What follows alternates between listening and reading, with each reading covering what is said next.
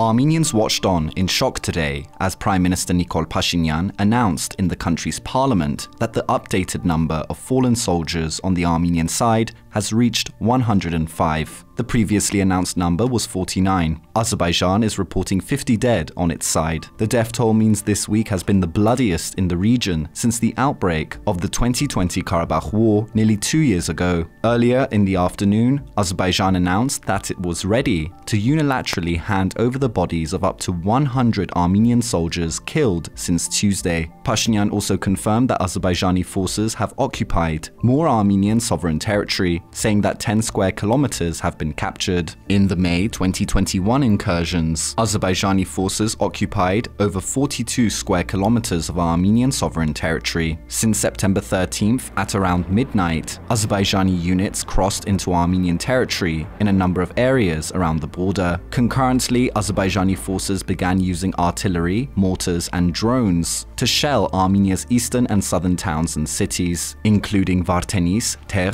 Martuni, Jermuk, Kapan, Sarnakung, Sotk, and Goris. Armenian officials announced late yesterday that the intensity of fighting had calmed in some areas. But by 3 p.m. today, the Armenian side announced that fighting had once again intensified and that the situation was extremely tense. In his briefing today, an Armenian Defense Ministry spokesperson confirmed reports swirling in the local press that Azerbaijani shelling had struck a Russian border guard base in Armenia's eastern region, damaging the facility and some military equipment stored there. Russia has yet to confirm or deny that its base in Gegarkunik was damaged and has refused to comment publicly on the matter. Meanwhile, Armenia's human rights defender said today that at least 2,570 people have been displaced from their homes in towns and villages across Armenia's east and south since the clashes began. Earlier in the day, Alen Simonyan, Armenia's parliamentary speaker, confirmed that Armenian civilians had been killed in the attacks, but did not provide any numbers. So far, 4 civilians have been confirmed injured. Simonyan added that Armenia has suffered significant losses of military equipment. Senior officials in the US and France have appeared to call out Azerbaijan for its role in ongoing escalations, using language largely not seen in statements issued during previous clashes, which for the most part called on both sides to cease hostilities. In a phone call with Aliyev, US Secretary of State Antony Blinken urged President Aliyev to cease hostilities